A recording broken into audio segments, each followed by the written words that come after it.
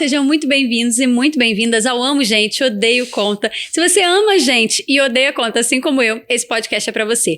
Aqui você vai aprender como as habilidades interpessoais dos nossos convidados fizeram com que eles fossem pessoas e profissionais bem-sucedidos. Ironicamente, o nosso convidado de hoje, pelo visto, adora conta, porque ele é diretor de marketing do Serasa. Então, vamos conversar hoje com o Matheus Moura. Seja muito bem-vindo, Matheus. Obrigada por ter aceito o meu convite. Obrigado, eu. Tô muito feliz de ter você aqui. Matheus, conta um pouquinho da tua história pra gente. Que você fez uma revolução no Serasa, a gente já sabe, a gente vai falar sobre isso também. O Serasa passou de uma empresa que ninguém quer, né? Ninguém quer estar pertinho do Serasa, pra uma empresa hypada, de repente. E você vai contar isso pra gente, quanto tempo durou esse de repente também. Mas a primeira pergunta que eu quero te fazer, que era uma conversa que a gente estava tendo nos bastidores agora, é: por que hoje no mercado existe essa confusão de cargos? Eu fui te apresentar e eu te perguntei como você queria ser apresentado e a gente acabou falando um pouquinho sobre isso. E eu queria que você contasse pra gente. Então, o cara que é coordenador, na verdade não é coordenador, o analista, especialista, conta pra gente um pouquinho, porque quem tá em casa e trabalha numa empresa vai se situar. A minha visão sobre isso, né? Acho que a gente tá vivendo uma geração, né, que as coisas acontecem muito rápido em tudo que a gente faz. A gente quer assistir um filme, a gente quer ver na hora. A gente quer ouvir uma música, é um clique. A gente chama um carro por aplicativo, se dá 5 minutos, o que a gente faz? A gente cancela, porque é muito tempo. A gente tá na era da comida que chega em 20 minutos. Então, é uma época onde as coisas acontecem muito rápido, né? E a gente acaba levando isso para as outras áreas da nossa vida. A gente começa a comparar a velocidade que a nossa vida anda com as outras coisas, né? Por isso que eu falo muito pro time lá, cara, nosso concorrente não é a Boa Vista, o SPC, o Acordo Certo, que são concorrentes diretos de business. Nosso concorrente é a Netflix, porque ele tem uma experiência de usabilidade com a Netflix que ele espera encontrar em todos os lugares, né? Então é uma forma diferente de olhar. Mas falando especificamente de carreira, eu vejo que assim, a gente, principalmente nos últimos 10 anos, né, a gente vive a era das startups.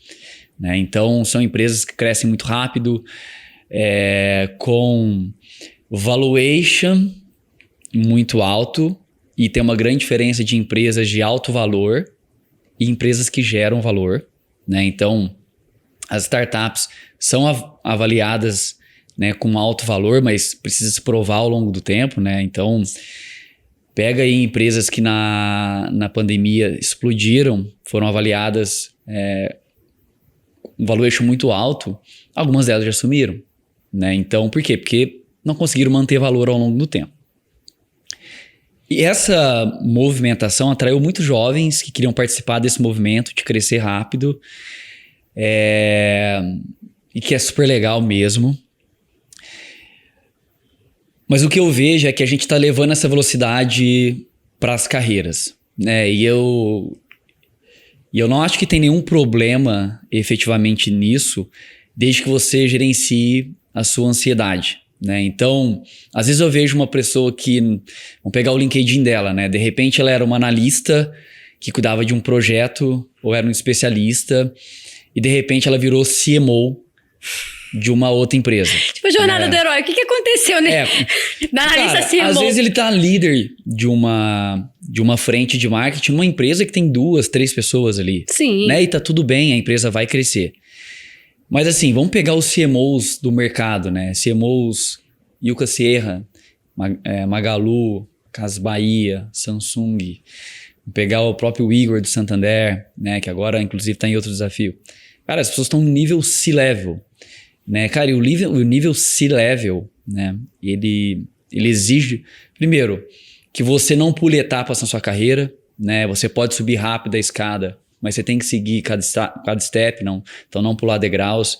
Então eu só acho que existe uma questão que a gente está sendo muito ansioso com a nossa carreira e às vezes aquela startup ela não vai para frente, você precisa mudar e aí de repente você que era um analista virou CMO numa empresa e aí você sai como CMO e está buscando outro cargo como CMO, sendo que ainda você não passou por um cargo de especialista, de coordenação, de gerência executiva, direção, e eu vejo que esses jovens principalmente eles se frustram porque eles se deixaram levar por um título que foi dado para ele, não tá, em teoria não tá errado. Sim. Mas você precisa ter uma análise da sua carreira e falar, cara, eu quero crescer muito rápido. E tem muitas formas de você crescer muito rápido. Quais formas de crescer muito rápido? Isso que eu ia falar agora. Nossa, tem várias formas, mas sempre o conhecimento, né? E eu tenho uma teoria muito forte que toda vez que eu falo ela, as pessoas demoram um pouquinho e aí eu tenho que me explicar que o que vai te promover não é o que você faz no trabalho, é o que você faz fora do trabalho. Fala mais sobre isso. Né? Então, mas voltando só para concluir, eu acho que é só controlar a ansiedade, porque você pode estar líder de uma área de marketing hoje e aquilo mudar e você querer outras coisas, você querer compor a sua carreira e não vá atrás de cargos, vá atrás de quem vai ser seu líder, se aquele business tem espaço de crescer, se aquele business faz sentido com o seu planejamento de carreira. Nossa. Né? Ao invés de falar assim, cara, eu era CMO numa empresa que liderava 3 pessoas, agora eu quero ser CMO em outra. Talvez seja diferente. Se você vai para grandes corporações, principalmente multinacionais, empresas grandes, então precisa ser um C-level no Itaú. Cara, tem todo um step que você precisa seguir e que faz parte do aprendizado, né? E às vezes uma promoção, ela pode fazer mal para a pessoa.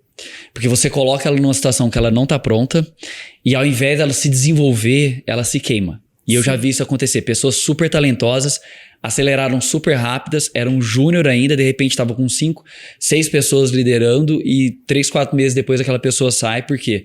Foi colocado numa situação onde não estava... É a mesma coisa você pegar um corredor de 10 quilômetros, que é pódio, e colocar ele numa maratona. Sim. E podemos falar muito sobre corrida aqui, que eu sou apaixonado. Vamos falar. Então, assim, não é que ele não sabe correr, mas é que ele vai estar numa posição que ele não foi preparado para aquilo. Sim. Sobre desenvolvimento, eu acho que eu vou fazer uma reflexão sobre minha carreira, tá? Eu trabalhei no Magalu por 7 anos, foi minha escola.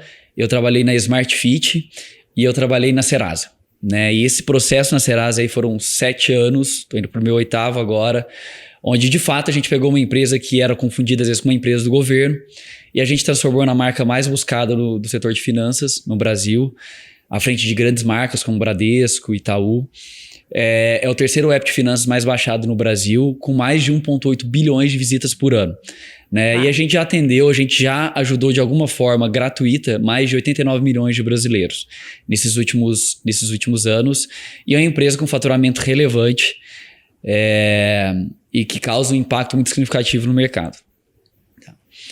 Então é uma história que eu tenho muito orgulho, porque é um bebê que eu vi nascer, criei, né? E hoje estou ali vendo virar talvez um adolescente, né, com suas crises de identidade ou coisas que a gente tem que redirecionar nos próximos anos para continuar crescendo. Porque o que nos trouxe até aqui talvez não nos leve daqui para onde a gente precisa ir. Mas vou voltar, se você me permite. Claro. Lá em 2011, quando eu me formei em publicidade e propaganda. E quando eu me formei, eu falei assim, cara, agora minha carreira vai rampar. Por quê? Porque agora eu não tenho que ficar lendo Foucault, eu não tenho que ficar lendo John Locke, eu não tenho que fazer o trabalhinho de RTV, então fiz comunicação social. Eu estudei direito, eu li essa galera toda. Então, assim, na minha visão, era um momento que eu iria dedicar 100% ao trabalho e aquilo ia fazer eu rampar a minha carreira.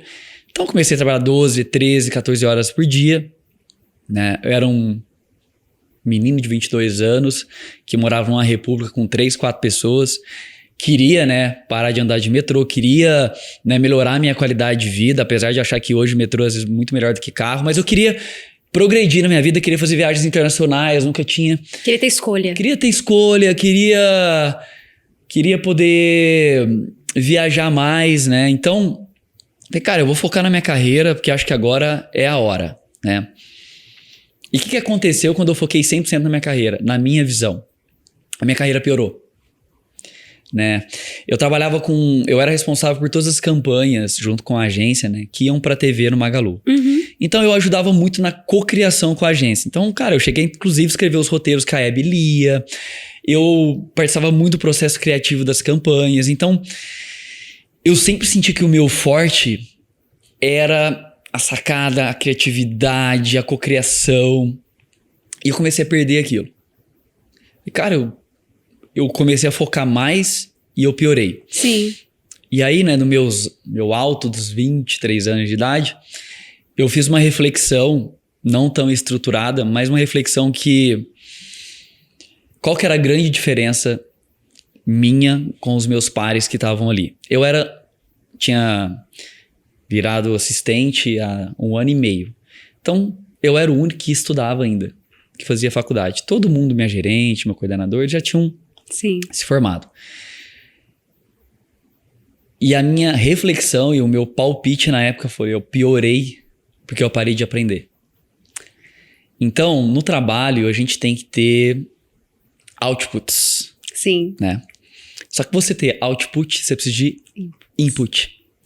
E eu parei porque a faculdade me forçava a ter um momento para estudar. Sim. Então eu tava sempre aprendendo coisas novas. Gostando ou não, aquilo mexia teu pensamento, né? Eu tinha que ler os filósofos, eu tinha que fazer um trabalho para uma fábrica de rapadura no Nordeste, eu tinha que fazer o TCC, eu tinha que aprender sobre várias áreas, sobre mídia, sobre comunicação, sobre rádio e TV. Então eu tava sempre aprendendo alguma coisa, eu tava sempre trocando. Quando eu foquei só em trabalho, eu parei de aprender. Porque no trabalho, você é consumido pela rotina. Sim. Você é consumido pelas reuniões e, no meu caso, hoje, se eu não me forçar a estudar, eu vejo tudo rosa, que é a marca da Serasa. É Sim. a cor da marca. Na época eu via tudo azul. Era tudo Magalu, porque eu não me dedicava a estudar fora. Então, eu comecei a criar uma rotina onde eu colocava horas de estudo junto ao meu trabalho.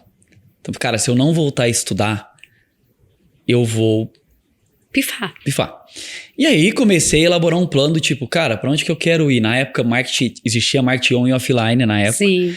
E eu percebi esse movimento de unificação, então comecei a ler sobre marketing digital, pedi um curso na época pro meu diretor. Cara, eu quero estudar isso. Aí me pagou um curso na SPM, comecei a ler. Percebi que todo mundo trabalhava com marketing digital, né? É bilíngue, né? Então fala vários termos... em inglês, e eu não falava inglês, comecei a dedicar ao inglês. Reunião vira call, brainstorm, todas as coisas que, né, way of working, cara, Sim. várias coisas que do marketing digital faz parte. E eu comecei a me dedicar muito a isso. E aí a minha carreira começou a se desenvolver. Sim. Novamente. Por quê? Porque eu comecei a ter de novo inputs, e aí dentro do trabalho eu tinha outputs. E, cara, ao longo da carreira, eu fui conhecendo pessoas que tinham um pensamento parecido, eu fui lendo livros, eu fui fazendo cursos que me deixaram um profissional muito mais generalista. Sim. Que conseguia conectar muitos pontos. E isso sempre me diferenciou bastante. Por isso que eu acho que eu, de certa forma, eu cheguei... como um cargo de diretor aos 32, com um time de 70 pessoas, são mais de 190, né, 2 anos depois. Porque eu, claro, estou num ambiente que me deram muitas oportunidades, mas eu me dediquei muito a estar preparado para essas oportunidades. Você teve que dar algo para essas oportunidades acontecerem, né? Elas vão... Exato. E eu vejo que, assim, as pessoas do meu time, as pessoas do mercado... Eu sempre falo isso, cara, você ficar aqui trabalhando 12, 13 horas por dia... Pode ser para um projeto, para uma sprint. Sim. Mas se você não dedicar tempo ao estudo... Você estimula isso nos seus liderados, Matheus? Total, assim, eles estão cansados. Se eles estiverem assistindo, né? Quantidade de livros que eu já dei. Quantidade de... E aí tem várias formas de aprender, Sim. né? YouTube, TikTok. Cara, você pode consumir isso. Não tô dizendo que é só lendo livro. Mas se você não é intencional no aprendizado... Você deixar o acaso aprendizado, é muito mais difícil. Sim. Então, o que eu percebi ao longo da carreira? Que eu tinha os meus pares e eu era o cara de planejamento e comunicação. Primeiro a comunicação, depois planejamento. O cara de mídia colocava... Nós tínhamos um problema, né? Sim. O cara de mídia colocava o ponto de vista dele sobre mídia. O cara de CRM sobre CRM. O cara de analytics sobre analytics. E eu percebi que coxa de retalhos. E eu percebi que quem estava sendo promovido na época era quem conectava pontos. Então, Eu acho que até a maioria das pessoas deve conhecer a análise em T, né? Que é você coloca ali as habilidades que você tem e as habilidades que você acredita que quer desenvolver. Né? Então, um processo aí de autoanálise. Pô, eu quero ser um head de criação. Né? Então, eu tenho que entender sobre técnicas de texto, de design, comportamento de pessoas, sobre projetos, sobre eventos. E onde que eu manjo muito? Cara, eu sou o melhor copy do mercado. Eu sou muito foda em copy. Beleza. Vamos pegar os grandes criativos do mercado. Eles são foda em copy ou eles são foda no todo? São foda no todo. No todo. Como é que se desenvolve o todo? Você pode ir no acaso ou você pode fazer um planejamento para aquilo. E aí essa análise me ajudou muito, porque ela é em T, porque você pega o que você é muito foda e você mostra lá que ela é mais profunda, ela é vertical, e as outras são horizontais. Então fala, cara, eu sou muito foda em copy, mas eu quero ser o cara mais foda de criação do mercado. Então eu vou direcionar meu estudo para design.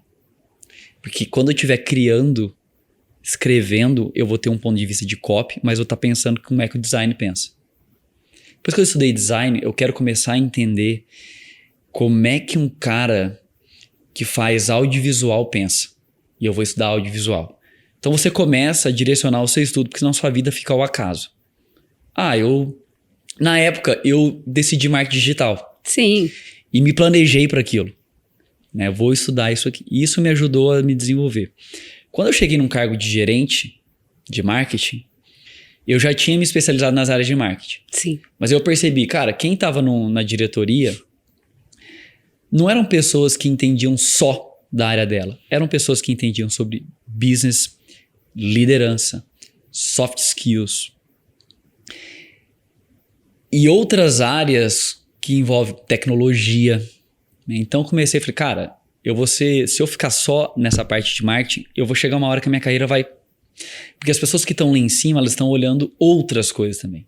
E aí, Desculpa te interromper, Matheus. Teve um ponto que você trouxe que eu acho que é muito legal de trazer para as pessoas, que é você leu os padrões. Eu acho que as pessoas não fazem isso. Elas estão lá no trabalho e elas querem crescer, elas querem se desenvolver, elas têm muita fome às vezes, mas elas não sabem ler quem tá acima. Assim, bem a grosso modo, quem tá lá em cima nessa empresa? Aqui talento, funciona assim. Sim, tá fazendo o quê? Tá fazendo o quê? Que habilidades que tem. Então, cara, eu usei essa análise sempre para direcionar assim, cara, eu percebi que os meus líderes entendiam muito de negócio. Muito. E, coincidentemente, gostavam de ler muito. Então, cara, Feitas para Vencer, o Winnie do Jack Welch, a história do Alibaba, a história do Airbnb, Plataforma, Empresas Exponenciais, eram todos os livros que esses caras não tinham lido. Eu comecei, cara, eu vou focar um ano agora, eu vou ler nada sobre marketing, vou ler só sobre business. Então, quando eu tô vendo um problema de marketing, eu tô olhando sobre aquele viés de marketing e agora eu tô olhando no viés de business. E recentemente eu comecei a focar em produto digital. Então, fiz muitos cursos de produtos digitais, li muito sobre... Então, agora eu vejo um problema sobre marketing, sobre produto digital e sobre business. São 3 prismas diferentes. Sim. Né? Isso enriquece seu trabalho de um jeito... Isso cria conexões que dificilmente alguém cria, né? E tem vários profissionais no mercado que eu admiro que criam essas conexões também. Mas eu vejo que as pessoas se especializam demais naquilo e chega uma hora que sua carreira bate no teto. Sim. E aí...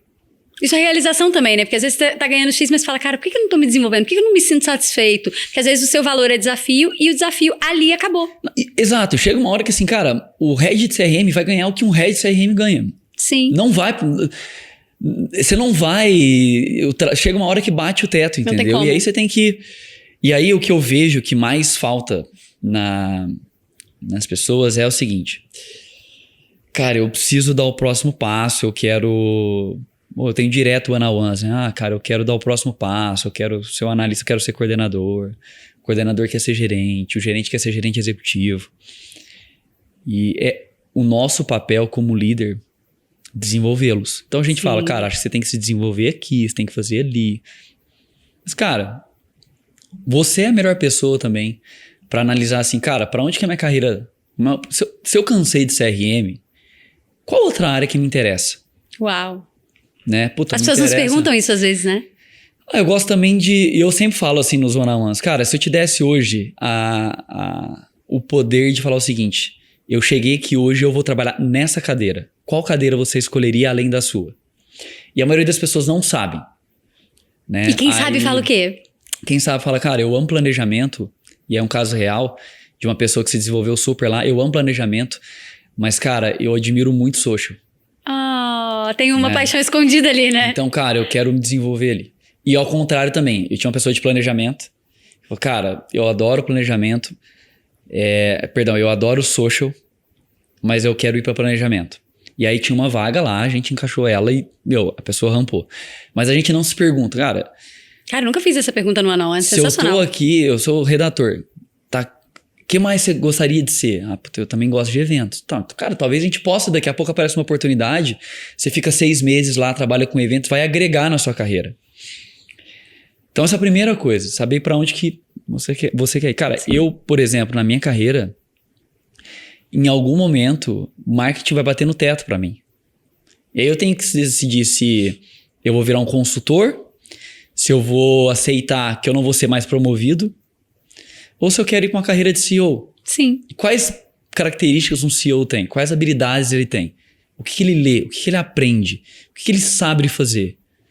Por exemplo, o CEO sabe pedir investimento. Eu não sei essa habilidade. Eu tenho que estudar isso aí. Onde estudar? Cara, o ChatGPT, cara, como estudar sobre isso? Ele te dá 200 recomendações. Mas às vezes a pessoa sabe assim, cara, eu sei o que eu quero fazer. Eu quero ser um head de criação. E eu quero deixar de ser redator e eu quero virar o head de criação. Falo, cara, excelente. Muito bom. Como?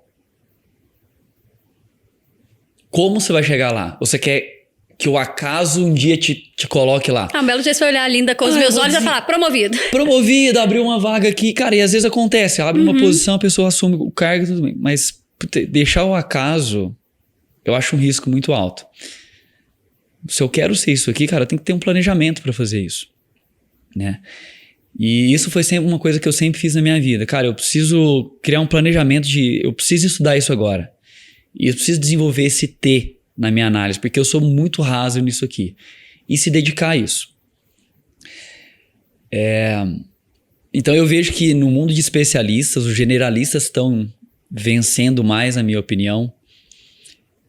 Pelo menos do ponto de vista progressivo de carreira, porque são pessoas que conseguem conectar mais pontos, conseguem conectar a estratégia e que conseguem se adaptar mais rápido. Sim. Porque tem várias vivências e isso foi algo que eu sempre trouxe pra minha carreira.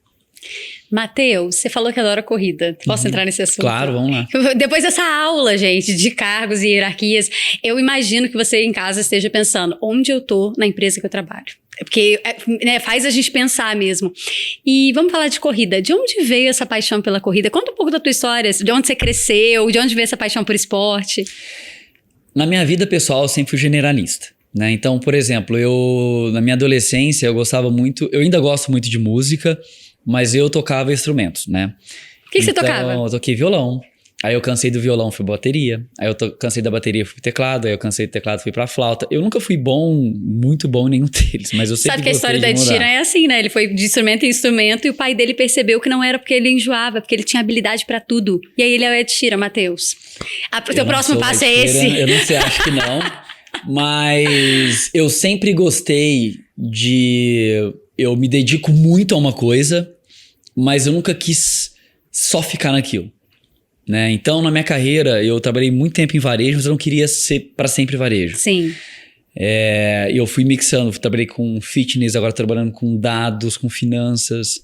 Né? E acredito que os próximos passos também sejam em outras indústrias. Sim. Né? Pensando no longo prazo na minha carreira. E o esporte sempre esteve presente. De alguma forma ele sempre esteve presente. Então, eu sou de Franca, interior de São Paulo, então todo mundo que é de Franca lá tem uma chance altíssima de jogar basquete, né? Que é a capital do basquete, diga-se de passagem, campeão do NBB, né? Campeão mundial também, então... Sim. Pra registro, vamos respeitar. Né? Então, mas joguei futebol, pratiquei artes marciais, academia, futebol, uma negação, mas joguei vôlei. Então, também gostava de mixar esportes. Sim. E... quando veio a pandemia, as academias fecharam, né? E o único esporte possível na época era correr num quarteirão. E aí eu comecei a correr no quarteirão, comecei a pegar gosto, e aí terminei, já corri 2 maratonas. Uau. Né? Acabei me machucando em outra atividade, fui inventar de jogar vôlei de areia lá. Foi mixar muito? Fui mixar, acabei machucando. Mas muito curioso como a maratona entrou na minha vida.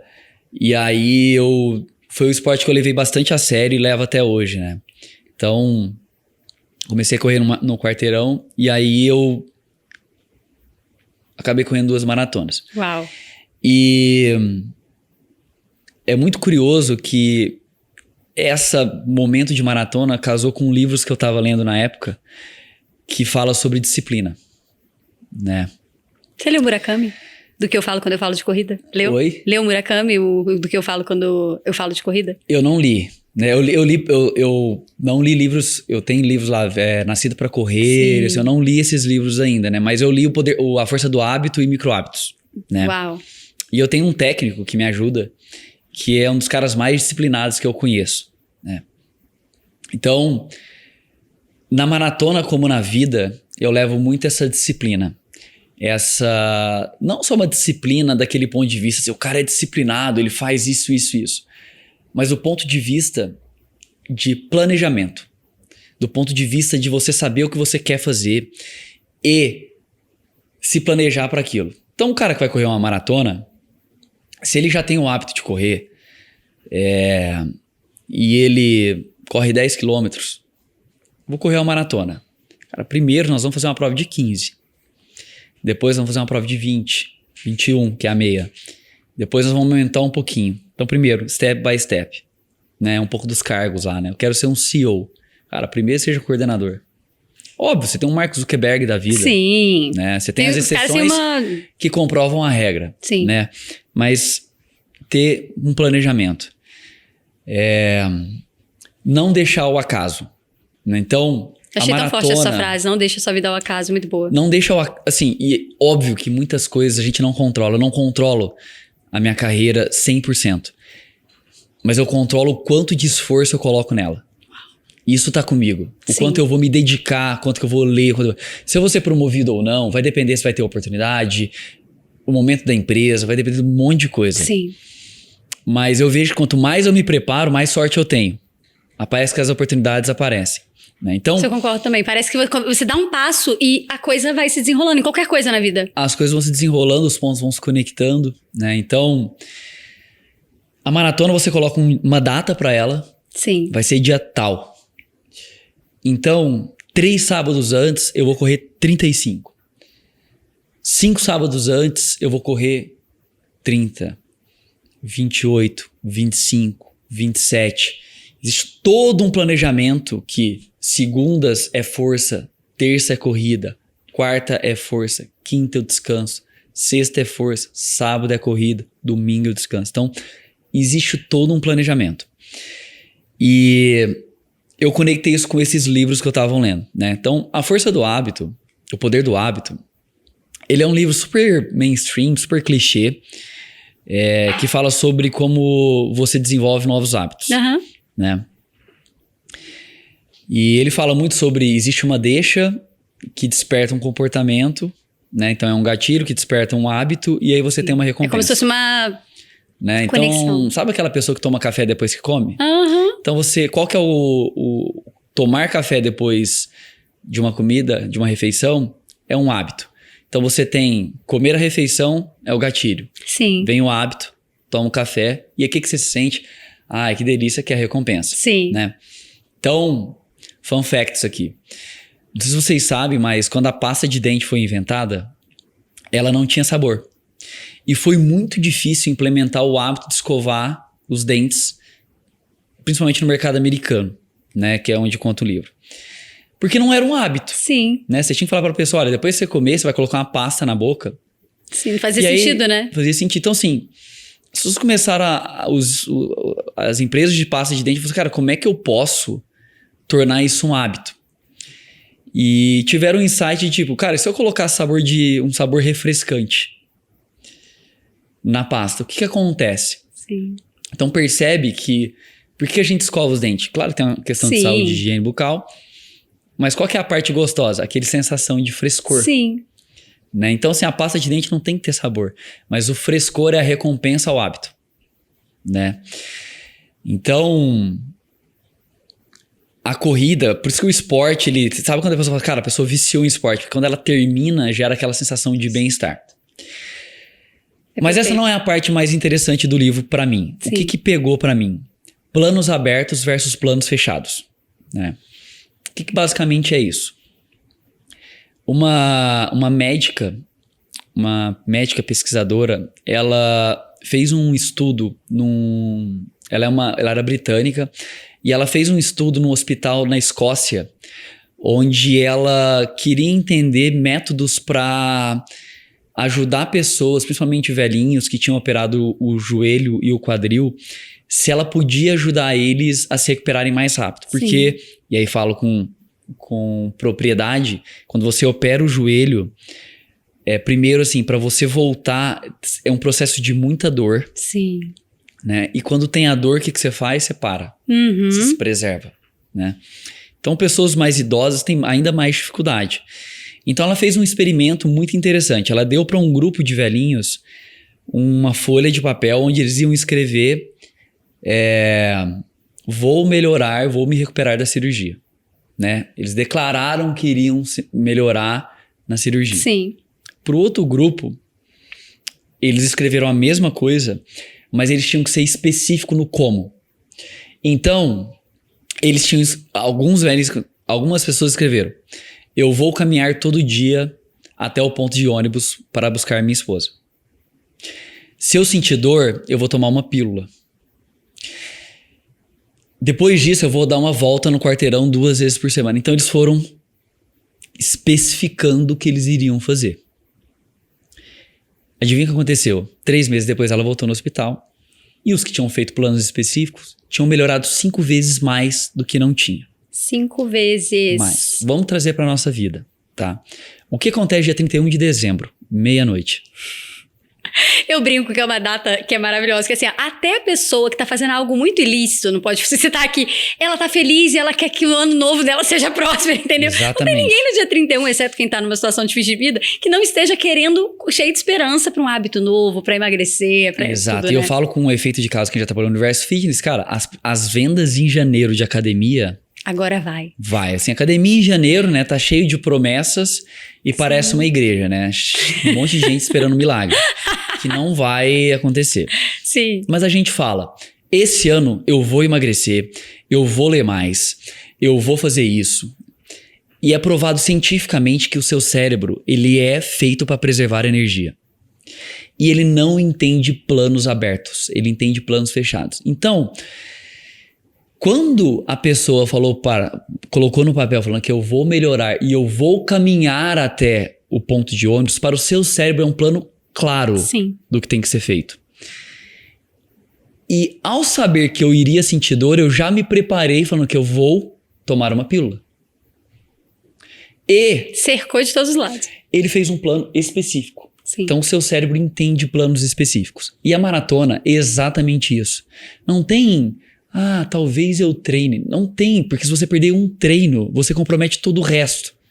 Então, segunda vai ser isso, terça vai ser aquilo, quarta vai ser aquilo outro.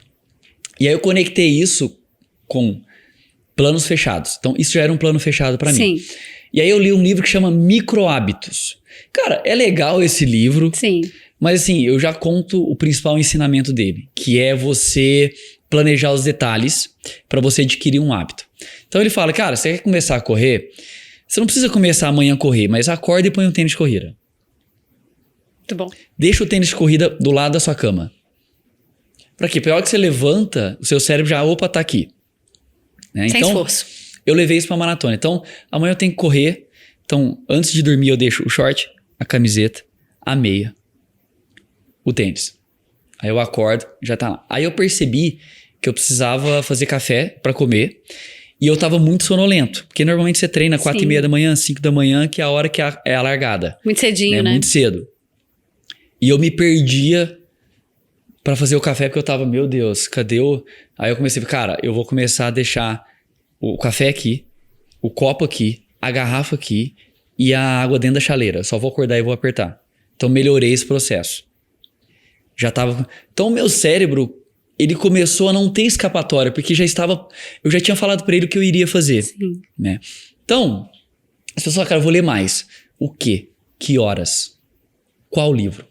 Eu boto post-it, sabia? Né? Até hoje, livro físico, eu boto assim, 50 páginas, por exemplo, dia tal do tal. Aí eu sei quando eu tenho que começar, quando eu tenho que terminar. Vou ler um livro em 7 dias. Eu tenho a divisão de páginas. Se eu não conseguir ler 50 de manhã, eu tenho que ler 25 de manhã e 25 à noite. Em algum momento sem caber. Percebe que seu cérebro já sabe o que tem que ser feito? Já sabe, eu pego o livro agora e já leio. Se você falar assim, cara, amanhã eu vou ler, amanhã eu vou ver se eu leio. Não vai, porque seu cérebro vai falar assim, reserva energia. Sim. Né? Caçador-coletor, comia uma vez por semana, ficava 3, 4 dias sem comer. Né, pra não ter caçar nada. Não caçar nada. Então, hoje não é que nem a gente que hoje tem tudo na mão. Então, assim, eu vejo que as pessoas... Fiz uma análise eu tenho que melhorar nisso aqui. Mas depois não existe um plano claro para isso.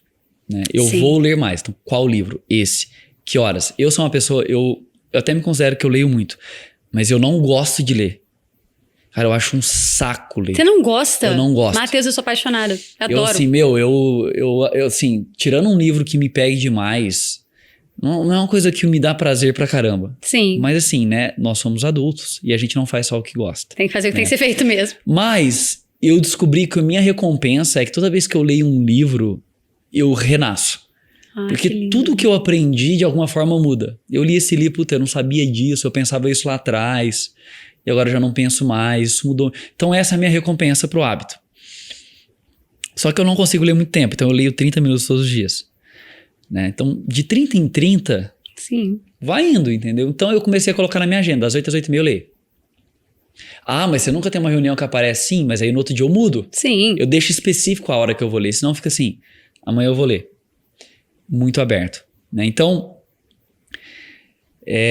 a maratona me ensinou para tudo na vida, você deixa claro um objetivo, você coloca um prazo para aquilo e você faz um plano específico para aquilo. Perfeito. Porque senão vai falar, cara, eu vou correr a maratona um dia. Vai ficar um dia na sua vida, né? Agora eu vou correr uma maratona em novembro, dia 3.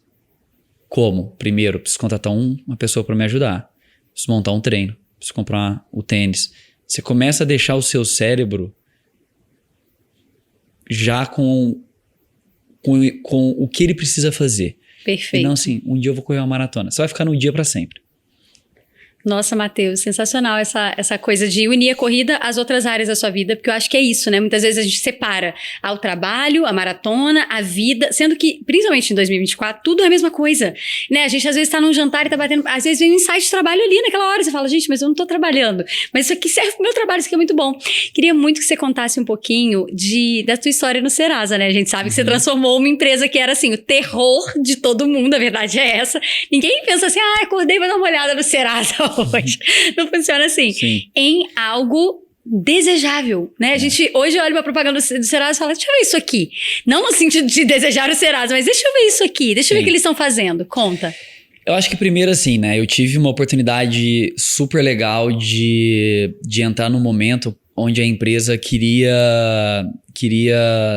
estabelecer essa conexão Sim. com os brasileiros, né? Era uma empresa que foi por 50 anos B2B e ela queria estabelecer um relacionamento direto com o B2C.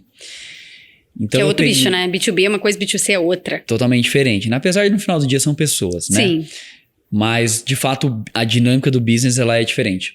E eu entrei no momento que eles tinham contratado um novo VP, veio uma galera super legal trabalhar, eu me identifiquei com a cultura. E alinhado ao desenvolvimento contínuo e preparação, eu me desenvolvi ali também, né? Mas, em geral, né, a Serasa percebeu que o Brasil é um país que precisa de crédito. O brasileiro, ele precisa de crédito para realizar os sonhos. Dificilmente alguém compra um celular à vista, uma casa à vista, um carro à vista. E ela percebeu, ela olhou aquilo e falou, como é que eu ajudo esse cara na jornada de crédito, né? Então, primeiro começou com o que eu acho primordial para qualquer empresa. Resolva um problema do usuário, né? Resolva algo que é uma dor para ele. Conseguir crédito no Brasil era uma dor. Primeiro, porque o brasileiro tinha muita dívida, precisava pagar a dívida, era uma dificuldade enorme. Depois, porque o brasileiro não sabia como é que as empresas viam ele, né? Eu vou conseguir crédito ou não, era sempre uma aposta. Nós temos um leque,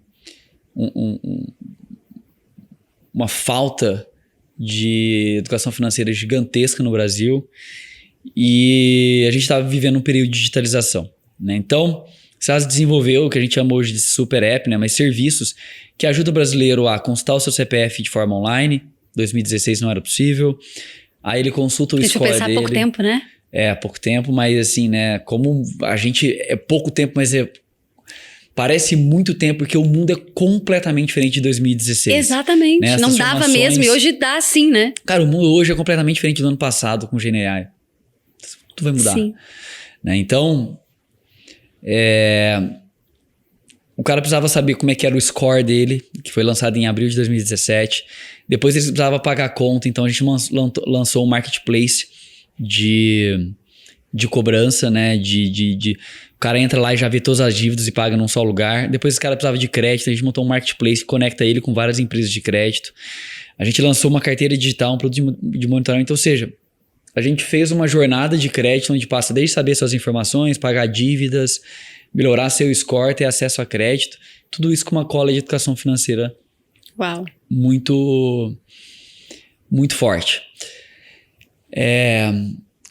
E aí, pensando do ponto de vista de comunicação, né, eu sempre acho que a comunicação, o marketing, né, ela é uma equipe que ela é refém do business. Né, e eu falo muito isso pro meu time, porque,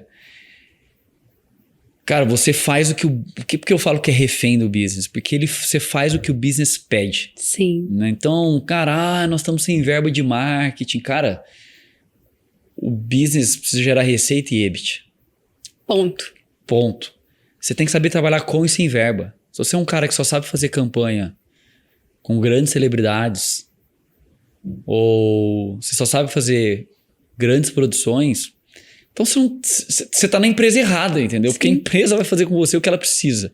Não você vai assim, não, nós vamos construir marca e fazer essa grande campanha, porque isso... Cara, deixa eu contar a vida real pra vocês, tá, gente? CEOs entendem gráficos. Eles não entendem que você estudou Platão, a conexão das pessoas com a marca, isso tudo é válido, tá? Mas no final do dia, para manter as pessoas empregadas, recebendo salário, tem duas contas que precisam fechar, receita e EBIT. E seu papel como marqueteiro, comunicador, ou qualquer área de marketing é fazer isso dar certo. Às vezes de fato, construindo marca, mas às vezes, cara, usando hacks para você aumentar sua audiência orgânica. Né? Então, você precisa entender isso aí. E na época, a gente começou com baixíssimo investimento, né? Hoje, de fato, somos os maiores anunciantes do Brasil, investimento expressivo em marketing, mas na época era pequenininho. E a gente falou assim, qual que é a essência do que a gente tá fazendo aqui, né? Que é exatamente o que você falou. Eu olhava a Serasa assim... Sim. Que porra é essa? Que essa empresa me manda uma carta? Negócio que cobra os outros, né? É isso, assim, uma coisa que cobra os outros. E aí a gente começou a desenvolver esse serviço. Então a gente começou por onde eu acho que é o correto. Cria um serviço relevante. E as pessoas começaram a usar o produto e a gente falou assim, nossa, que legal, não sabia que a Serasa fazia isso. Então eu falei assim, cara, tem... Também é uma coisa que o ser humano adora, se sentir beneficiado de algo que ele não imaginava. Mas tinha uma essência no cliente que era o seguinte, eu não sabia que a Serasa fazia isso. Gerava uma estranheza. Tava ali o insight. Cara, nós temos que fazer com que a comunicação gere a mesma percepção que o serviço gera, que é, nossa, eu não sabia que a Serasa... Sim. Então, o nosso briefing sempre foi, as pessoas precisam olhar para essas campanhas que a gente está fazendo, e aí falando especificamente de campanha, e falar assim, nossa, é a Serasa que fez isso. Que maneiro. Então, a gente pegou isso como briefing perene, e esse briefing nasceu em 2016, e ele continua até hoje, para que as pessoas olhassem aquela marca e falassem, cara, eu não sabia, a Serasa tá fazendo essa campanha aqui, deixa eu dar uma chance então para eu ver isso aqui, porque eu esperava uma campanha institucional, mais margarina, mais ali, e a gente sempre... Falou, como é que as pessoas falam sobre dívida, sobre endividamento, sobre a vida adulta com humor? Então, juntamos nossa, a Serasa fez isso com humor, com um time interno de comunicação para que a gente criasse campanhas surpreendentes que falassem, nossa, eu não sabia que a Serasa fazia isso. E aí, ao usar os nossos produtos, ali está a transformação de marca. Transformação de marca, na minha opinião, não está em comunicação. Na minha visão, não se muda a percepção de marca com comunicação só. Tá? A comunicação ajuda. Mas eu vou te dizer, não faz bem para a saúde, né? Mas a gente toma Coca-Cola. Sim. Né? Você toma Coca-Cola porque você gosta do urso, tomando Coca-Cola. Você gosta do caminhão passando no Natal. Você gosta da musiquinha da Coca-Cola ou porque Coca-Cola é bom demais? É bom demais. Muito bom. Cara, Coca é gostoso. Coca é gostoso. Se faz bem ou não... Eu não gosto, mas eu te entendo. Cara, quem gosta briga pela toma. Coca-Cola. A pessoa fala, deixa Olha, minha Coca em paz. Junto a Gabi do meu time lá, que ela não gosta de chocolate, né? Então, assim, estranho. Mas tem gente que não gosta. Estranhas. Mas, cara, assim, o produto é bom pra quem... Sim. Então, as pessoas defendem. Você pode fazer a campanha Just Do It. Se o tênis da Nike for uma porcaria, velho, o maratonista, o cara que faz esporte, não vai usar. Não tem comunicação que vença aquilo. Não tem. A comunicação pode te inspirar, pode te instigar, pode gerar uma... deixa eu ver o que essa marca faz. Mas o Nubank fez a marca dele com o quê? Fazendo um produto bom. Sim. Simples, com zero investimento de marketing, dando um bom atendimento. Óbvio, hoje ele está investindo muito mais, por exemplo, em campanhas... para consolidar, mas não adianta. Até para fazer frente à concorrência, é claro, necessário, né? Mas assim, você pode fazer a campanha que ganhou Cannes. Se o seu produto não for bom, cara, a Blockbuster pode voltar hoje e contratar todos os criativos do mundo para fazer as campanhas e você fala assim, cara, essa campanha maravilhosa. É maravilhosa. Vou ver a Netflix agora. Agora eu vou ver a Netflix. Né? Então, assim... Marca se faz com um bom produto. O papel da comunicação é fazer as pessoas darem uma chance para experimentar o seu produto. E óbvio, se você for criativo fazendo aquilo, as pessoas vão gerar uma percepção boa da sua marca. Cara, Burger King, né? São brilhantes em marketing, eles são engraçadíssimos, né? Quando você pensa que não, eles são... E eles usam a ironia de um jeito muito legal. Agora, se o lanche não for bom... Sim, vai ter como. Eu vou pro do lado. Entendeu? Então, eu acho que é sempre as duas coisas. Eu sei que é meio óbvio, mas eu acho que muitos profissionais esquecem essa parte de, pô, fiz uma campanha brilhante para construir marca. Se o produto não for bom, o produto é horrível. Não adianta. E eu acho curioso, porque quando a gente pensa em produto, cara, a pessoa vai comprar de você, ela tá colocando em jogo uma coisa que chama confiança. Uhum. Já viu, né? Se você perguntar pra qualquer pessoa na vida pessoal, uma pessoa trair a sua confiança, você vai confiar nela de novo? Você fala, sei não, vou confiar, mas com o pé atrás. E é isso, quando você vende pra um cliente uma comunicação maravilhosa, um produto ruim, você quebra a confiança dele. Então ele pode até confiar, mas... vai ficar meio assim. Uma vez eu vi você falando, foi quando a gente se conheceu, inclusive, na sua palestra lá do GLA, que o brasileiro é nostálgico. E é por isso que a Gretchen faz sucesso até hoje. Eu achei essa frase, eu lembro que eu anotei essa frase que eu achei brilhante. Como você usou a nostalgia do brasileiro para se conectar com o público? Quando a gente começou esse trabalho, né, a gente primeiro começou a entender quem que era, com quem que a gente estava falando. Sim. Né? E aí, assim, que geração essa pessoa pertence... né? Que período da vida ela tá vivendo. Então, assim, cara, pessoas economicamente ativas, até o endividado, vamos pegar ali, né? 18 anos, você vai lá, ganha o seu cartão universitário, você começa a ter renda, você começa a ter a sua vida financeira ativa. Então, você começa a ter acesso a crédito, né? Baixo. Se você não tem educação financeira, é igual eu te dar um carro, uma chave do carro. Uma hora você vai aprender a ligar ele e sair dirigindo, mas a chance de você se machucar... machucar outras pessoas é altíssima. Mesma coisa com crédito. A gente dá crédito para um monte de gente sem ensinar elas a usar crédito, né? Aí, no paralelo com o carro aqui, né? O que a gente faz? O cara vai lá e bate o carro. O que a gente fez no Brasil historicamente? A gente construiu funilaria ao invés de construir autoescola. É verdade. Né? Então, o cara bate o carro, arruma o carro, dá o carro de novo, até uma hora ele para de bater. Sim. Né? E uma das coisas que a gente está tentando incentivar no Brasil é por mais autoescolas, né? Então, por mais educação financeira, e eu acho que a gente está vivendo um momento muito importante com os influenciadores, com a mídia, falando muito sobre educação financeira. Não se falava sobre dinheiro, né? Era mais tabu que sexo. Então, o nosso público é 25, 40 anos, e a gente começou a falar, cara, vamos pegar, né? Viveu a década de 90. Quem viveu a década de 90 sabe o que a gente tá falando, né? Sim. Quem Stars sobreviveu, Fame, inclusive. Quem sobreviveu àquela década de época. 90. Né? Que a gente olha umas coisas hoje assim e você fala, meu, claro, é horrível. Como Não, é que a e gente... tudo seria cancelado, eu acho. Hoje, Tudo. tudo Cara, seria cancelado. pega as campanhas de cerveja. Tudo seria cancelado. Cara, não dá pra publicar aquilo em nenhum lugar, né? Mas Sim. a gente viveu aquilo da mulher E comprou sendo um todo objeto, mundo. comprou, a gente aplaudiu, a gente viu a banheira do Gugu. A gente queria a roupa da mulher da propaganda, criança, adolescente, Jesus. A gente passou pelo Zorra Total, né? Com Sai de personagem, baixo, Matheus. Sai de baixo, com aquelas... Então, assim, essa geração passou por isso e é uma... Toda geração que tá no predominante, toda geração é nostálgica. Né? Os nossos pais não falam, minha época. Sim. Na minha época não tinha isso. Ah, na minha época não tinha isso, na minha época era assim. A gente fala assim pra justificar a geração Z agora, né? Então, a gente falou, cara, existe uma oportunidade super interessante, porque o brasileiro é nostálgico, por isso que a Gretchen, até hoje... Cara, vamos pegar agora, nos dias de hoje, né? Olha o que é o show do Soeto. Gente, Cara, sim. não cabe num estádio. Se você perguntar pra um jovem de 21 anos, ele não tem ideia Do que seja. Soeto. Que Soeto, gente? Cara, Soeto tá enchendo estádios, né? É algo assim, inacreditável. O El Chan... É que na nossa geração, quem não sofreu ouvindo Belo, gostando ou não gostando. Exatamente. Não tem Então como. a gente falou assim, cara, tem um negócio aí que essa coisa da nostalgia, dessa...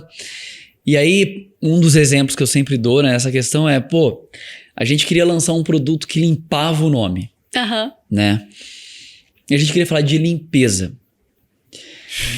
Quem viveu os anos 90... Eu tô rindo porque eu amo essa Viveu. parte.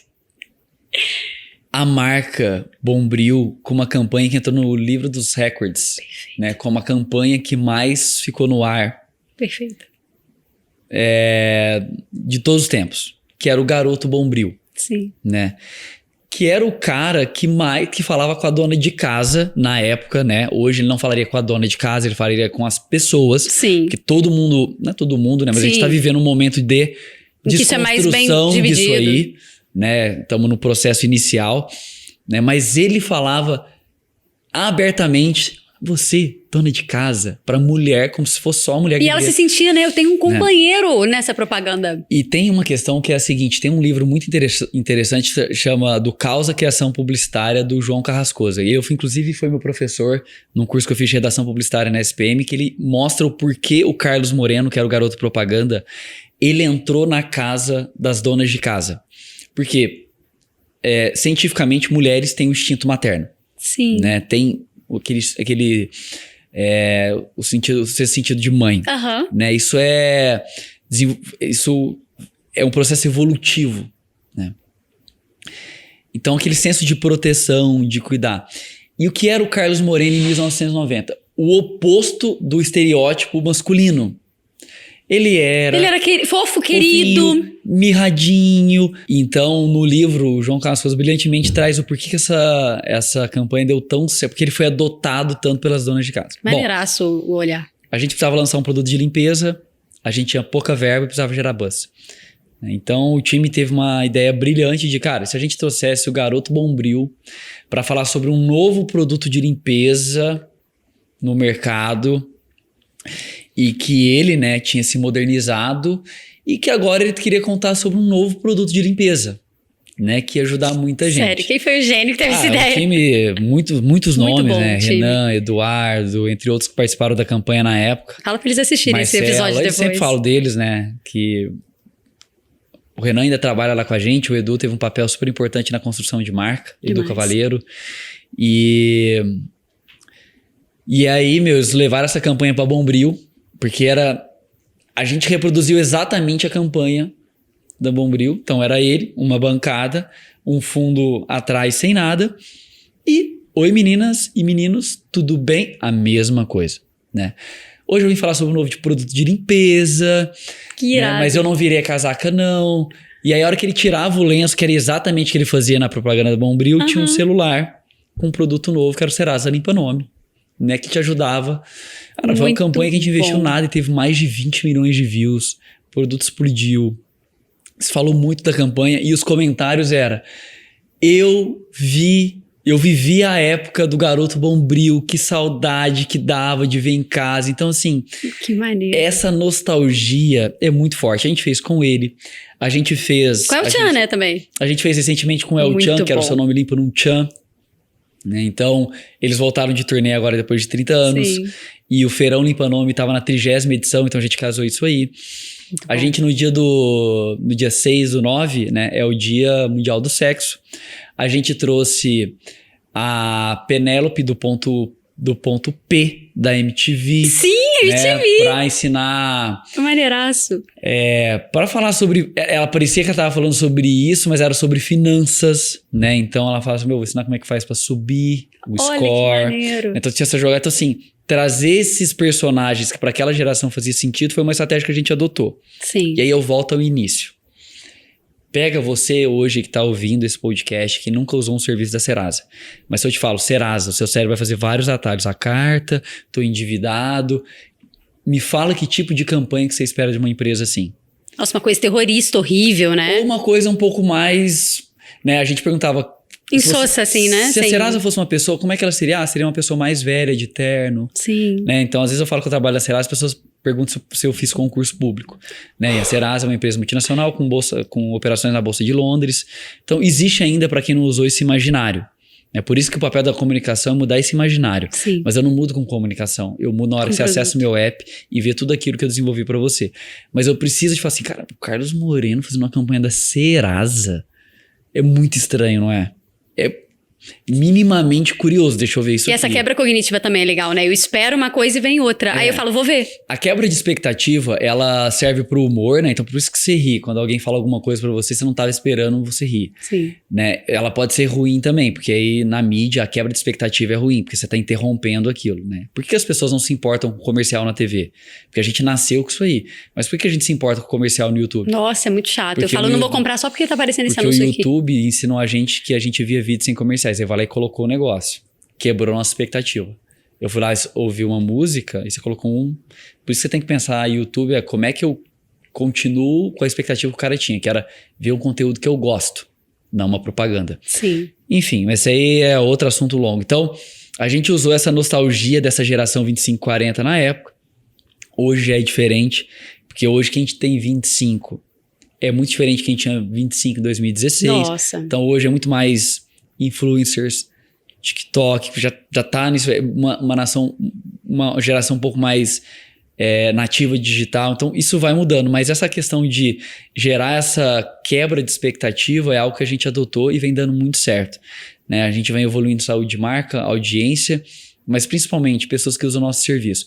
Que aí, é isso que interessa o CEO. Sim. Né? Cara, você quer mais dinheiro de marketing para fazer marca? Sim. Para que mais pessoas usem o produto, gere receita e a gente consiga manter as pessoas aqui sendo promovidas, meritadas e com condições de melhorar a vida dos brasileiros através do trabalho dela. Que incrível, Matheus. O que você acha? Você contou tanta coisa e deu uma aula de livros aí, né? Espero que vocês estejam anotando tudo, gente. O que você acha de habilidade, de valores familiares, de coisas que você trouxe da sua vida pessoal que fazem muita diferença no seu dia hoje? Você falou de generalismo, eu adorei. Você falou de disciplina. Quais outros valores você sente assim, nossa, se eu não tivesse isso aqui, aprendido isso aqui, eu não seria eu? É muito curioso isso, porque... Eu acho que isso começou primeiro do que o generalismo na minha carreira, no esporte. Se eu pego meus pais, né? O meu pai, ele sempre foi uma pessoa muito aventureira. Qual que é o nome do seu né? pai? Meu pai, ele chama Rafael, ele já faleceu, né? Mas ele era um cara que...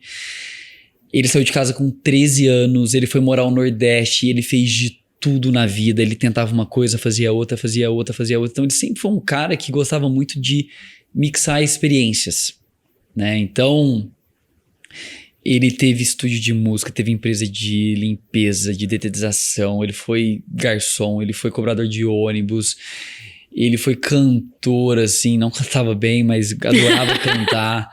Ele sempre foi um cara que gostava de experimentar coisas novas, né? E eu sempre admirei isso muito nele. A minha mãe, ela era o equilíbrio. A minha mãe, ela teve que cuidar dos irmãos, porque o pai dela morreu muito quando ela era muito jovem, com 10 anos. Nossa, uma menina. Uma menina, então ela teve que criar os irmãos mais novos. Então ela sempre foi esse equilíbrio do meu pai. Você quer tentar tudo, mas deixa eu equilibrado aqui. E eu acho que eu herdei isso deles. Sim. Essa vontade de, pô, quando eu tô num negócio, eu tô num negócio, né? Então, cara, na Serasa eu tô há 7 anos, 8 anos.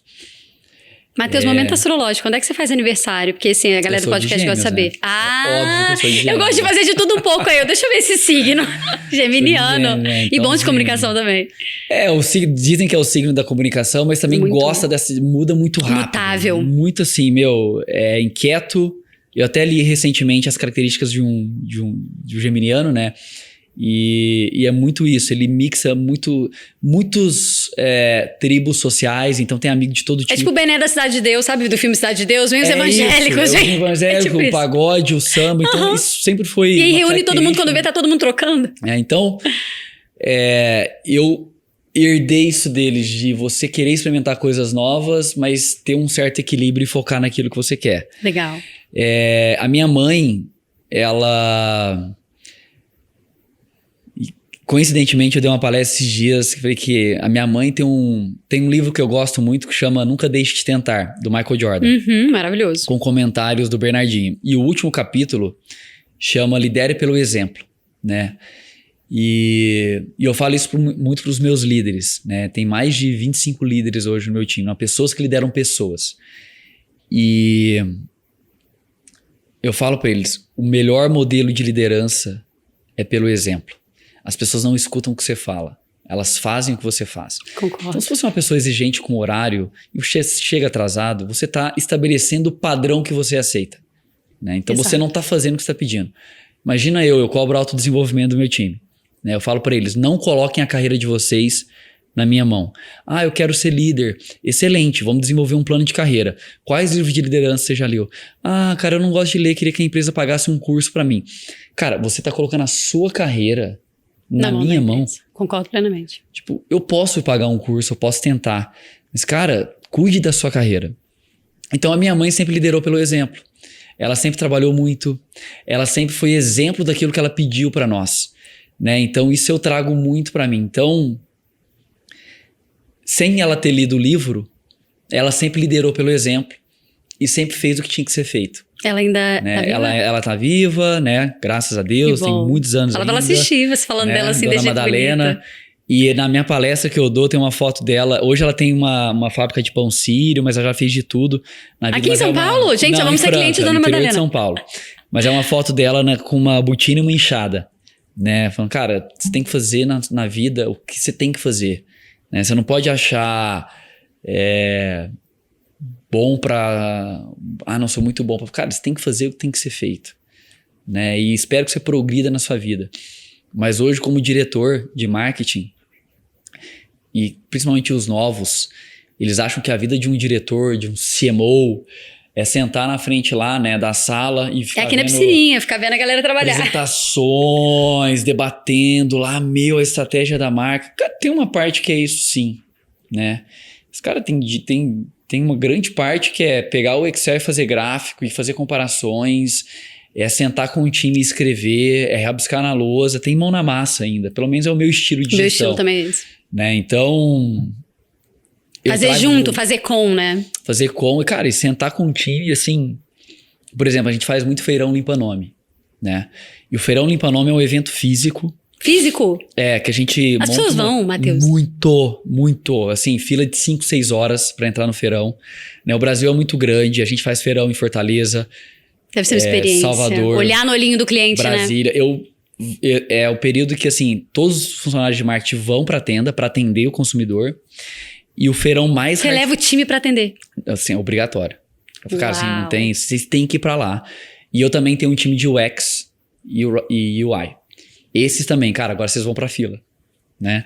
Mentira! Vai lá, testar o app com a Dona Maria. Imagina os novinhos testando o app com a Dona Maria. E eu sempre fiz questão de estar na tenda. E eu gosto de ir pra Salvador, que é a tenda mais difícil. Eu te acompanhei no último. Cara, é desesperador, porque você chega lá 7 da manhã, a fila está dando volta.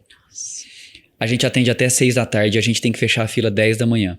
Porque quem já tá na fila não vai ser atendido até às 6 da tarde. Nossa. E você vai embora e tem gente chegando pra Não pegar a imaginava fila que do as dia pessoas seguinte. iam, Matheus. Meu, assim, é uma outra realidade, né? Que a gente espera que no futuro a gente consiga atender 100% digitalmente. Mas assim, as pessoas querem conversar com alguém, querem orientações, tem mais de uma dívida, qual que eu pago primeiro, querem entender. Então elas ficam 6 horas na fila, Uau. né?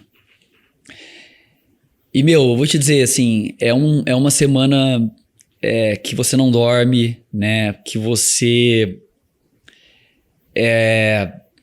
assim, eu sou uma pessoa que particularmente herdei isso do meu pai. Meu pai era muito difícil chorar, meu pai não se emocionava, eu raramente me emociono. Mas durante os feirões eu confesso que eu preciso sair e ficar um tempo comigo mesmo ali, porque...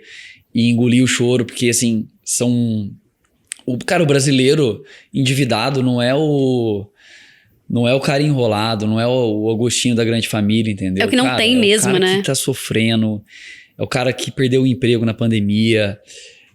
Mulheres, e aí não são raros os casos, eu me endividei porque meu marido usou meu nome e me abandonou. Nossa.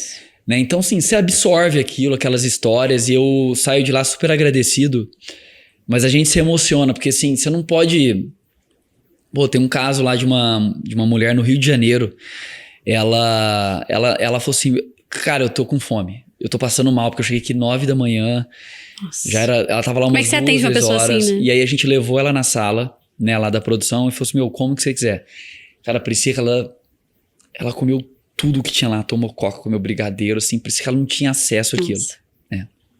E ela, pra nós, isso aí é muito Sim. simples, né? Mas pra ela foi... E ela, primeiro ficou super agradecida ali, né? Que ela tava com uma criança pequena ainda. Ela, mas pode comer mesmo? Meu, come o que você quiser aqui, Sim. né? Bom, mas passou, assim, e a gente tava com muita gente do escritório. Então a gente leva desenvolvedor, a gente leva pessoal de atendimento, a galera de marketing. Então a gente monta um comitê e leva eles pras tendas. Pra todo mundo ter a experiência que o cliente tem. E aí... cara, eu fico lá na fila atendendo as pessoas, eu fico no guichê atendendo e tal. Então é uma experiência muito legal. E você que tá em casa, gente, o CMO do Serasa vai pra fila atender as pessoas. E você aí achando que não pode fazer um negocinho diferente do seu trabalho. Assim, e o nosso presidente vai, né? E vai lá, cara, assim, ele liderando fica lá atendendo as pessoas. Também, né? E essa mulher, ela voltou 2 dias depois, né? E falou assim, cara, cadê o pessoal que tava aqui de rosa? Que a gente vai de rosa, né? E aí ela falou assim, eu posso... Eu faço parte de um grupo de igreja e eu trouxe aqui um cheirinho pra vocês. Sabe aquele cheirinho de pôr em casa como presente, pelo que vocês fizeram por mim? E eu gostaria de fazer uma oração pra abençoar vocês. Então a gente reuniu lá nessa salinha, todo mundo deu as mãos e ela fez uma oração pra agradecer. Então, assim... Garantiu a meta do mês, que a oração dessa mulher deve ter sido maravilhosa. Isso aí não tem valor. Não tem. Não tem experiência, não tem pesquisa da que vai mostrar pro teu cara desenvolvedor. Isso. Não tem... o cara que só vê código, ele não consegue entender o impacto que isso tem na vida das pessoas. Mas aí, voltando à questão da liderança, por exemplo, me falaram exatamente me mandaram uma mensagem, falaram assim, cara, mas entendo que é legal ir lá visitar... e tudo mais, mas você não é muito caro para ficar atendendo as pessoas na fila? O seu salário, você não poderia estar fazendo algo que gerasse mais valor? Fala, cara, naquela semana não. É uma mentalidade de curto prazo, né? Primeiro que é o melhor momento para eu aprender com o nosso cliente, e eu não teria outra oportunidade assim. E se eu quero que o meu time esteja lá, eu tenho que ser o primeiro a chegar. E o último a sair. Então, assim, se eu cobro deles ir pra tenda... E aí eu não tô lá, aí é fácil, entendeu? Sim. Não, mas quando eu era... Na época deles eu ia e tudo mais. Cara, seja o exemplo. Kobe Bryant, Michael Jordan, sempre foram os primeiros a chegar no treino. Sempre começaram antes. Bom, Kobe Bryant era um maníaco, né? Sou alucinada nele. Tem a história lá dos caras em Las Vegas, pra quem não viu o The Redemption Team, que eles contam como que eles voltaram a ser campeão lá da Olimpíadas, né? Os Estados Unidos não ganhavam muito tempo. E eles estavam em Las Vegas fazendo o camp. E aí eles deram uma noite de folga, né? E os caras saíram, chegaram 4 da manhã em casa. No hotel. E a hora que eles chegaram no hotel, eles cruzaram com o Brian saindo do elevador com roupa de treino. Essa história é maravilhosa. Né? Então, tô dizendo que você não tem que curtir a vida, mas assim, se você quer ser um líder, cara, você precisa ser um exemplo daquilo que você pede, né? E, cara, líder é uma pessoa, eu cometo erros, às vezes falo pra eles, gente, eu errei aqui, eu me passei na reunião, eu não fiz o que eu deveria ser feito. Mas, inclusive, isso é exemplo. Pedir desculpas, falar que errou, que você não sabe todas as respostas. Líder é uma habilidade que você pode fazer curso, pode ir para Harvard, aprender sobre liderança, mas você vai aprender mesmo quando no primeiro feedback a pessoa chorar.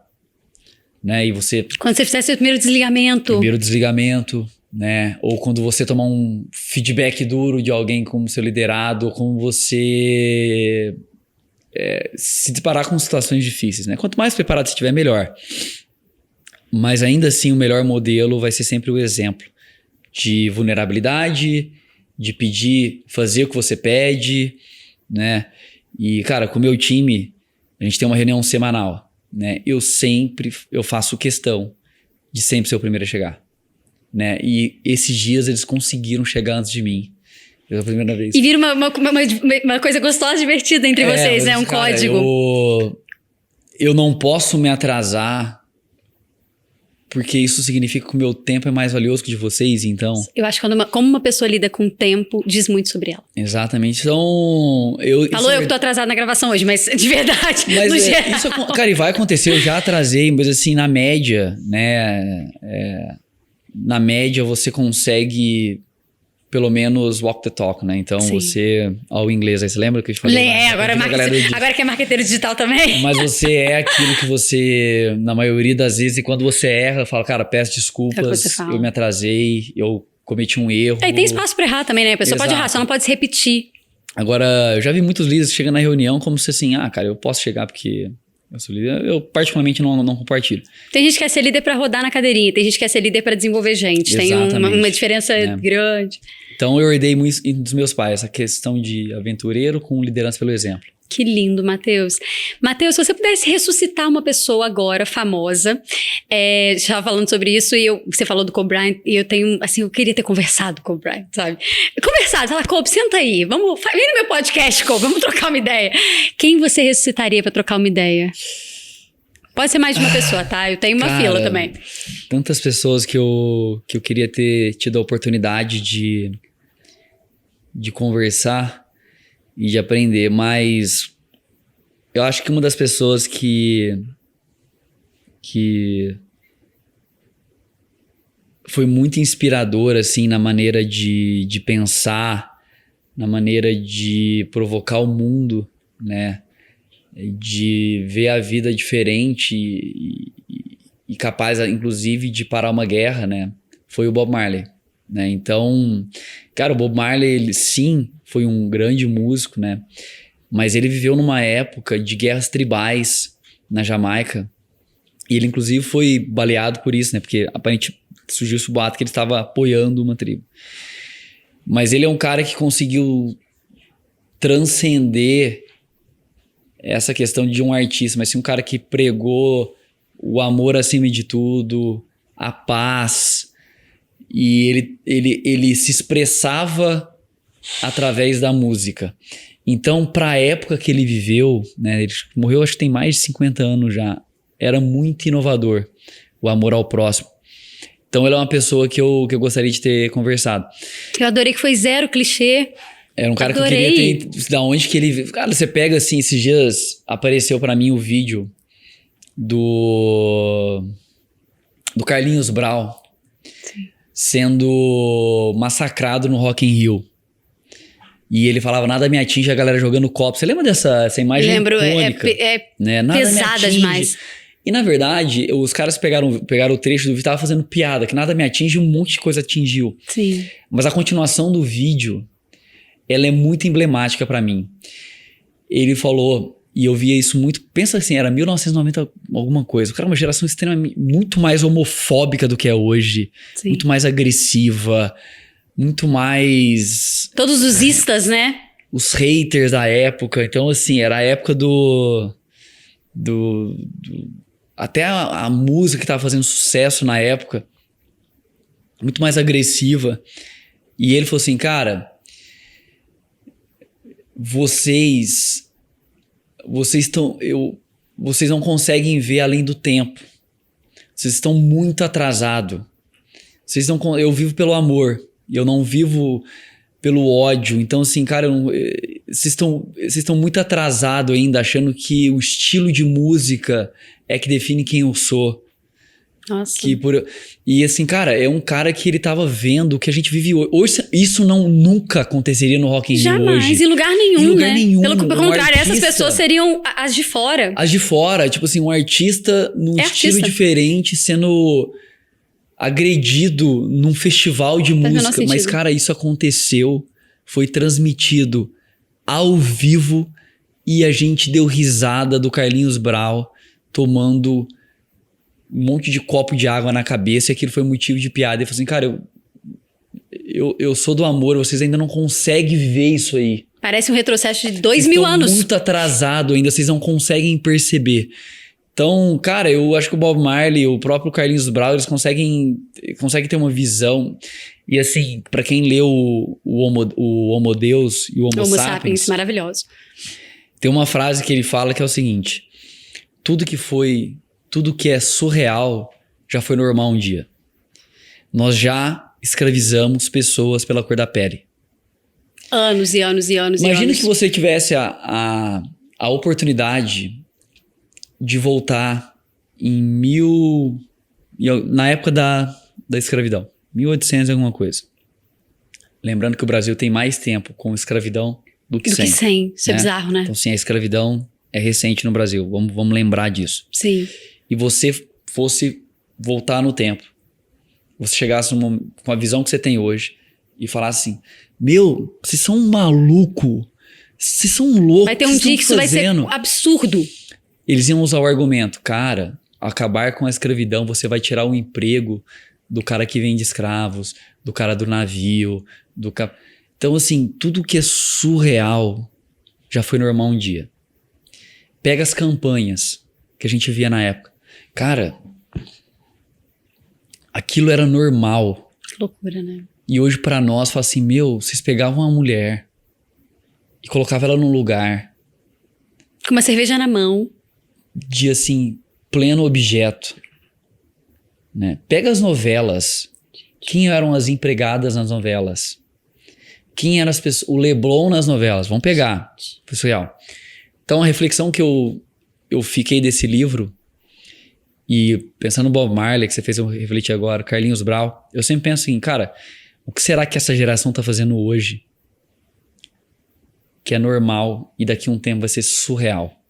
Né? Então, eu acho que a maior descoberta da humanidade, eu também li nesse livro, inclusive tem uma tatuagem que fala isso, a maior descoberta da humanidade foi a ignorância. Porque a gente descobrir que a gente é ignorante em alguma coisa faz com que a gente reflita. Fala, cara, o meu pai me ensinou que é assim. Cara, meu pai veio de outro contexto. Sim. Deixa eu procurar saber mais sobre isso. Então, quando alguém fala o seguinte, esse valor meu pai me ensinou em casa. Cara, eu entendo. De onde ele estava vendo? Da onde que ele estava vindo? Qual que era o contexto dele? Tudo bem o valor do seu pai, mas você pode ser diferente. Né? Então, cara, até se pegando alimentação, né? As pessoas... esse negócio aí do veganismo, do vegetarianismo. Cara, você não entende o ponto de vista da pessoa. Sim. E aí você ensinar que não, fui criado assim, vai te limitar tanto a você criar suas opiniões baseadas... Por que esse cara tem esse ponto de vista? Por que tem essa batalha pra isso? Então hoje eu vejo muitas gerações assim criticando, porque essa geração não quer trabalhar. Cara, talvez essa geração não queira trabalhar porque ela tá vendo que a geração que deu certo tá se divorciando, tá sem saúde, e ela vê o mundo de um ponto de vista diferente. Você pode concordar ou não. Mas você achar que a sua forma de vida é a única forma que existe pra viver... Sim. É o cara que escravizava, ou o cara que fazia campanhas de mulher, fala assim, isso é mimimi. Isso aí é... E você não entende que, cara, é um processo evolutivo. E tudo começa com um pequeno movimento que ele amplia. Né? Pensa, as mulheres... Cara, vamos lá, maratona. Era proibido mulheres correrem maratona. Não sei se você sabe disso, né? Precisou que uma mulher corresse escondida, fantasiada de homem. E aí perceberam, tentaram tirar ela da corrida de Boston. E ela terminou, foi preciso de uma mulher correr a maratona. Eu falei assim, né? Mulheres poderiam correr maratonas. Não tem problema. Olha, não tem nada a ver, ninguém vai morrer, o mundo não vai acabar. Elas conseguem. Então, assim, alguém precisa quebrar o padrão para que uma evolução venha. Só que você precisa entender, você precisa buscar conhecimento para você falar assim, cara, deixa eu pelo menos entender isso aqui. E não morrer com essa certeza, porque meu pai me ensinou assim, são os valores que eu aprendi. Tá ótimo, mas ele vem de outro contexto. Perfeito. Né? Quem sabe não tem um melhor. Então, essas duas pessoas, para mim, quebraram esses... Estavam vivendo um ano com cabeça de 50 anos na frente. É como se eles tivessem um download, né? Eles já fizeram um download de um sistema operacional mais recente que o nosso. Matheus, a gente tem um quadro aqui que chama Gente Como a Gente, que é um quadro onde você sentou aqui, falou da tua experiência profissional, das tuas habilidades interpessoais, e aí a pessoa que tá em casa fica assim, gente, eu não sou CMO, eu não fiz essas coisas todas aí, o que o Matheus faz que eu também faço? Então eu vou te fazer algumas perguntas. Claro. A primeira é, o que você faz quando ninguém tá olhando? Olha, eu costumava correr. Não, tem que ser algo vexatório. Olha, correr é legal. Cara, todos os domingos eu adoro jogar GTA. Tem os meus primos que fui criado com eles e cada um mora num lugar, é uma forma da gente se conectar. Eu, por muito tempo, fui colecionador de box de séries, né? Hoje, agora eu não sei, que tem um monte de box de série lá, então tenho todas as temporadas de Smallville, que uma série que eu adoro, Prison Break, Lost. Então, eu adoro assistir série. O que mais que eu faço quando ninguém tá olhando? Fora ler, assim, estudar, eu tenho uma curiosidade muito grande com a cultura indiana, né? Então, inclusive, visitei a Índia no passado, então gosto de ver essas coisas um pouco diferentes. E sou um cara que ama ver documentário. Cara, eu adoro ver documentário, eu assisto na Netflix quase todos, assim, e o meu sonho é um dia produzir um. Que demais. Spoiler. Mas vai. Com essa determinação aí, vai. Tem alguns projetos vindo aí. Estaremos atentos. Que é sobre isso, sobre conectar pontos. E eu adoro passar conhecimento, então para mim é um prazer estar aqui. Obrigada.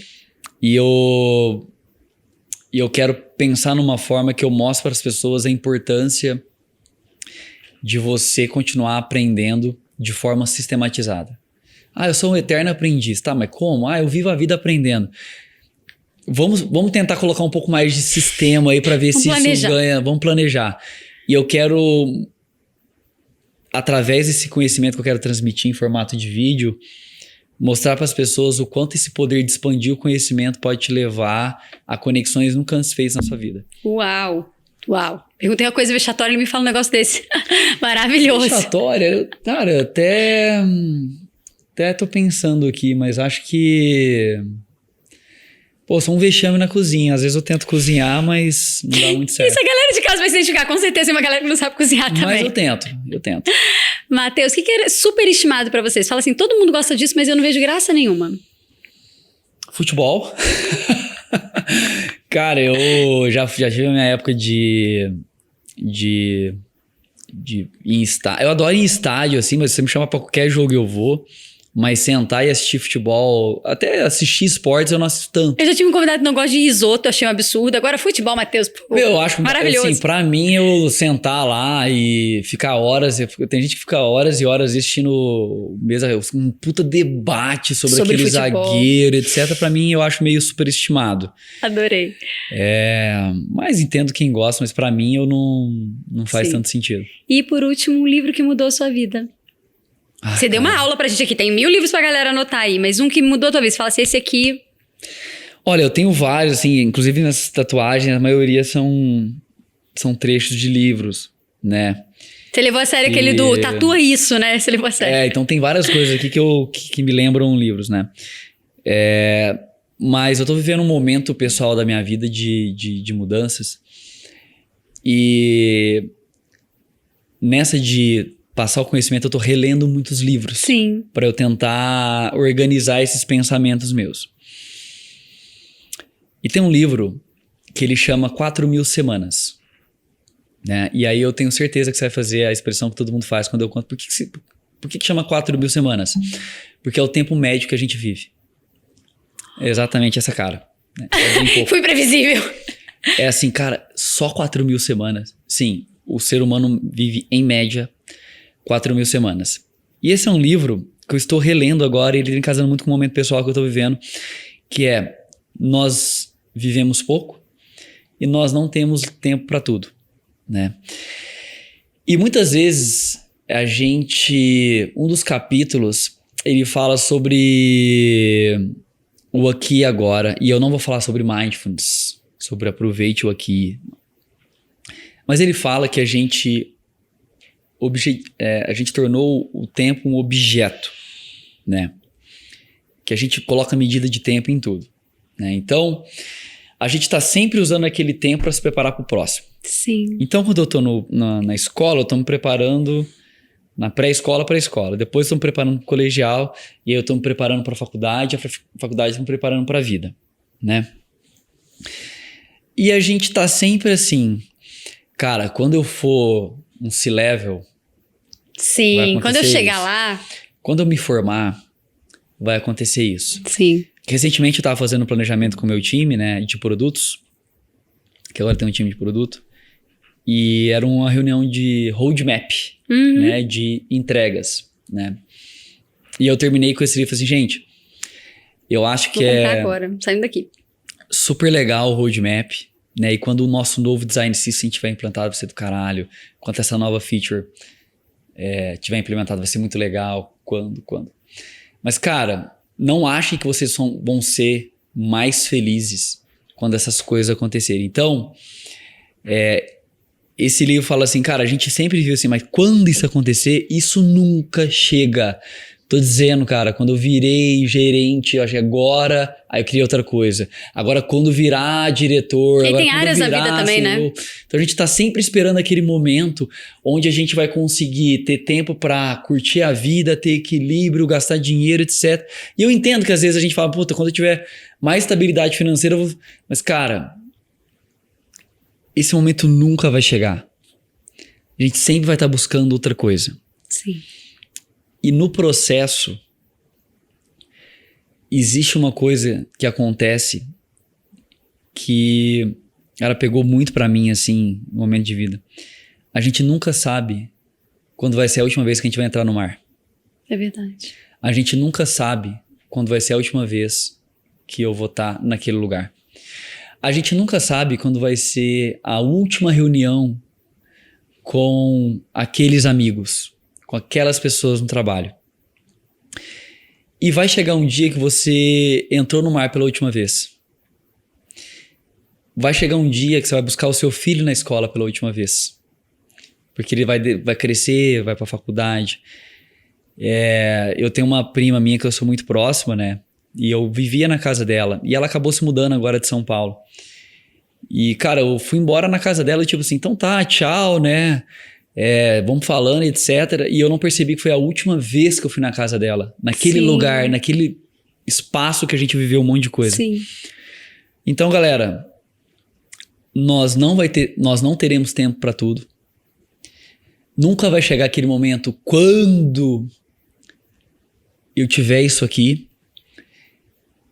E a gente nunca sabe quando a gente tá fazendo alguma coisa pela última vez. Sim. Né? Eu espero voltar aqui no seu podcast. Eu espero que você compartilhar, volte mas também. pode ser que hoje seja a última vez. Então, tô tentando aproveitar ao máximo isso aqui. Tá E sendo tem uma maravilhoso. frase que ele fala no livro, que eu tatuei, que é: o amanhã é uma miragem. Por quê? O que é uma miragem? Você vê, né? Tô vendo ali uma miragem, um oásis, tem água e tem coqueiro ali. Mas não existe aquilo, né? Então, vou pegar assim, amanhã eu tenho uma viagem amanhã, eu tenho um evento para ir, então eu tô vendo eu acordar, tomar banho, pegar minha mala, eu viajar, aí vai ter lá a palestra, vai ter o jantar à noite, happy hour. Então amanhã para mim tá ali. Aí quinta vai acontecer isso, sábado eu sei que eu vou encontrar um amigo, domingo, cara, daqui a pouco toca meu telefone e aconteceu alguma coisa Não tem nada. que mudou tudo aquilo e você não sabe. Então, cara, o amanhã é uma miragem, faça o que você tem que fazer hoje. Amanhã eu ligo pra minha mãe. Cara, amanhã talvez você não ligue pra sua mãe. Amanhã você não vá naquele jantar que seu amigo te convidou porque você está cansado do trabalho. Amanhã você não vai fazer aquilo que você... Então, cara, se você quer viajar, não fica só um dia, coloca uma data, realize, faça o mais próximo possível, porque amanhã, cara, é uma miragem, você pode até ver você viajando pela Europa, mas não existe até que você vá lá e conclua aquilo. Então, esse livro me pegou bastante. Nossa, gente... Como eu encerro depois disso? 4.000 semanas. Muito eu tô interessante. assim, extasiada. Obrigada, Matheus. Obrigada por ter vindo. Pessoal, acabou mais um episódio nosso. Eu sei, eu também. Eu tô assim, ainda mais com esse encerramento. Matheus, muito obrigada. Foi uma honra te receber. Obrigada por ter disposto o seu tempo, principalmente numa viagem. Eu sabia que você estava com a agenda toda atolada e mesmo assim você fez tudo pra estar aqui. Muito obrigada. Se você gostou, curta, compartilhe, comente, segue o Matheus nas redes sociais, enfim, desfrute de cada minuto desse podcast, porque você não sabe se pode ser a última vez. Um beijo e até o próximo.